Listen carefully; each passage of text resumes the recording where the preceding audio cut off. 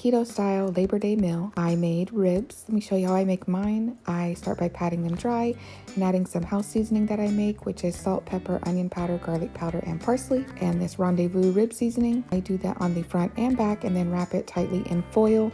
I'm making 2 racks, and then I put them in the oven on 350 degrees for 1 hour.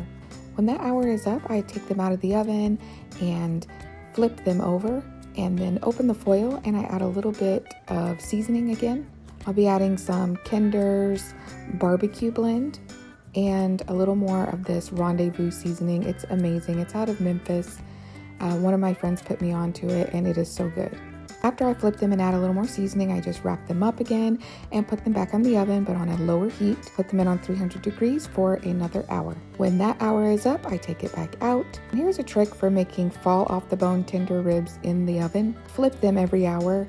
When they're cooking, the juices fall to the bottom, and so when you flip them, it just helps ensure that they cook evenly, and they are so tender. Every time I flip, I also add just a little bit more seasoning, and then I make sure to wrap them up tightly again, and then I will place them back in the oven on the 300 degrees for another hour. While it's cooking, I'll get started on some sides. I'm going to be making some cauliflower potato salad, if you will. I'll boil the cauliflower, dice some celery and onion. After I boil it, I will drain that on a paper towel and kind of pat it dry a little. To the diced celery and onion, I'm going to add some boiled eggs. And then I add in about 3 good-sized tablespoons of mayo and about 1 tablespoon of mustard. I give this a really good mix before I add in the cauliflower. And once that's all mixed up well, I will add in the cauliflower and give that a really gentle mix. After that's all mixed up, I add in some celery salt and a little fresh cracked black pepper. And then the last step, an important step, I add just about 1/4 of a teaspoon of rice vinegar. And once that's all mixed up, the cauliflower potato salad, if you will, is ready.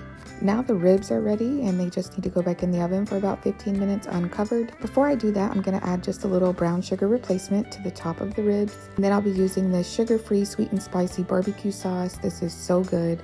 And then I will just spread that in and mix it in with that brown sugar. The other rack has a different sauce for my non-keto family members, and I put that back in the oven uncovered for 15 minutes.